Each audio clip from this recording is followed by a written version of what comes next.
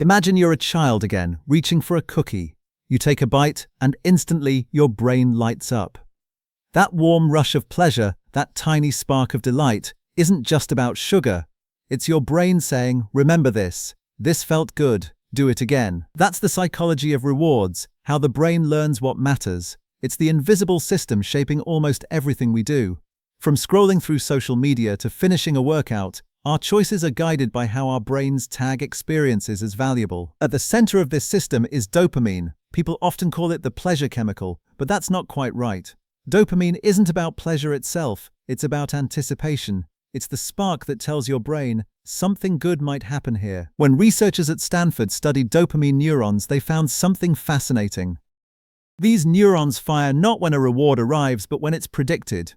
If a reward comes as expected, the brain says, all right, business as usual. But if something unexpectedly good happens, say you find $20 on the sidewalk, dopamine spikes. That surprise teaches your brain, pay attention, this is worth learning.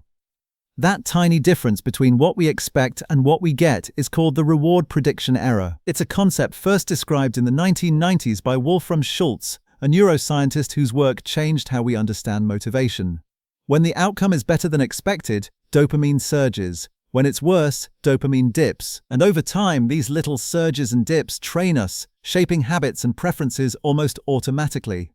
Think about checking your phone. You don't know when a message will come or what it will say. That unpredictability keeps your dopamine system engaged. Slot machines, notifications, likes, they all play on this same loop of expectation and surprise.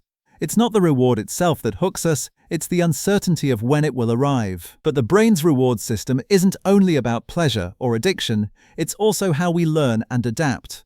In one study from University College London, participants were asked to predict patterns of rewards. Those who adjusted their expectations fastest, those whose brains tracked prediction errors more efficiently, also learned new tasks faster. In other words, a flexible reward system means a flexible mind. So what exactly happens in the brain when we learn what matters? It starts deep inside, in an area called the ventral tegmental area, or VTA.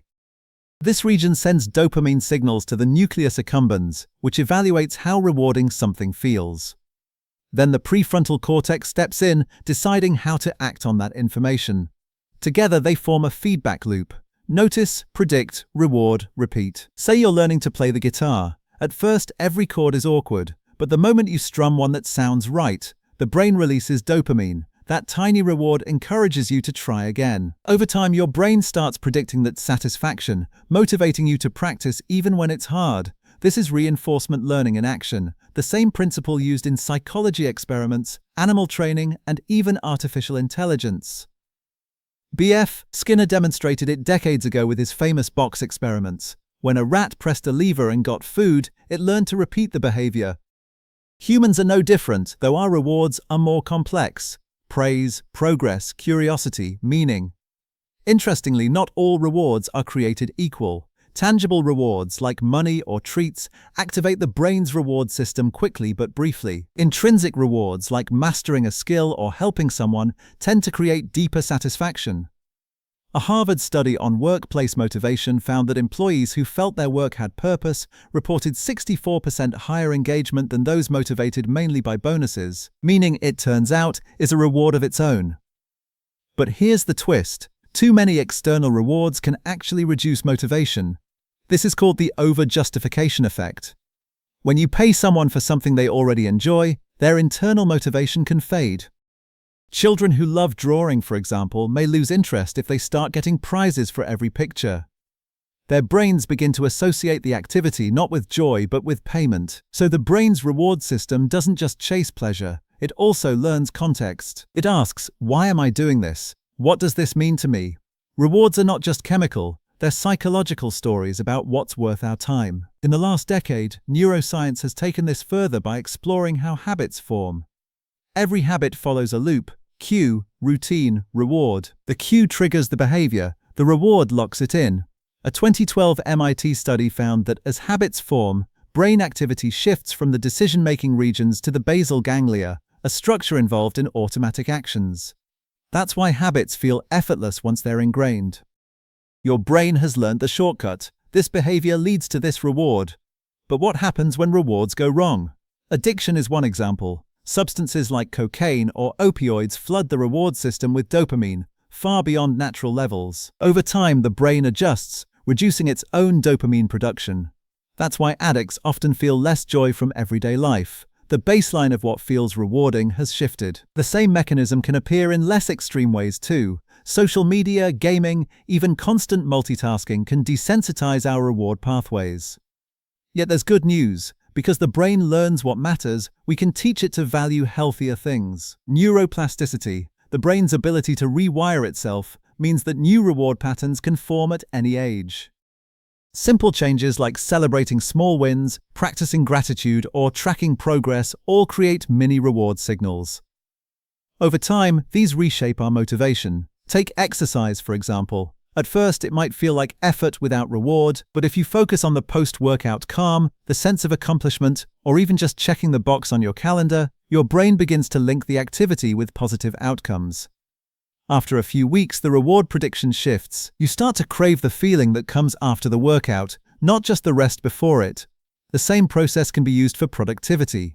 Psychologists at the University of Chicago found that people who broke big goals into smaller milestones were 45% more likely to stick with them. Each milestone acts as a mini reward, keeping the brain engaged.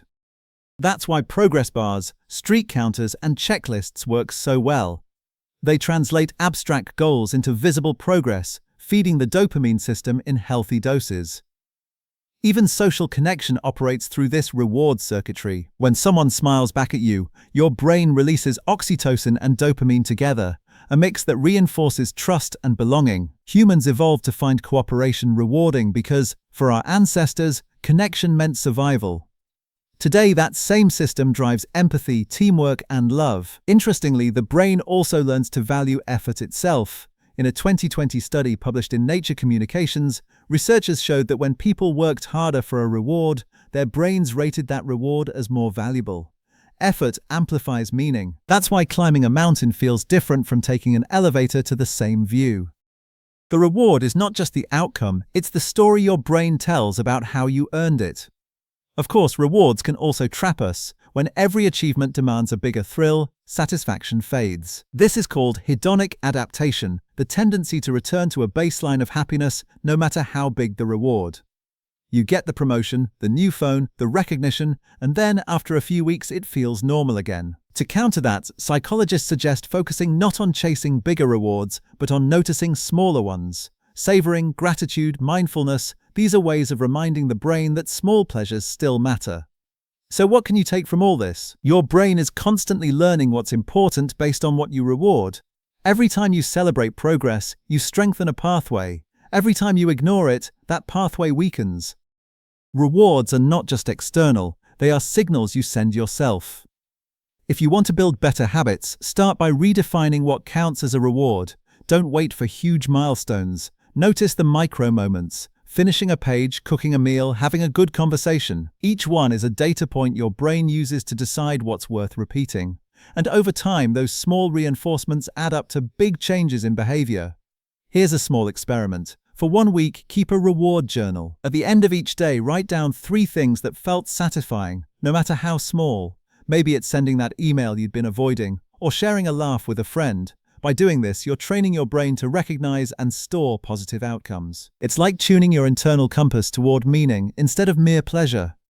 The psychology of rewards is not about manipulation. It's about awareness. When you understand how your brain assigns value, you can guide it instead of being guided by it. You can design an environment that rewards focus over distraction, growth over comfort, purpose over impulse. And that's the real power of learning what matters. Your brain doesn't just react, it learns. It listens to every outcome, every emotion, every tiny surge of dopamine, and builds a map of value. That map shapes who you become. So the next time something feels rewarding, pause. Notice it. Ask yourself what your brain is learning in that moment. Because every reward, big or small, is a message. This matters. And those messages, repeated over time, become the story of your life. If you found this perspective helpful, remember to subscribe to Tortoise Brain for more insights on how the mind really works. And as you go about your day, pay attention to the small sparks of satisfaction, the smile, the breath, the moment of calm. Those are your brain's way of saying, yes, this is what matters. And the more you listen, the more rewarding life becomes.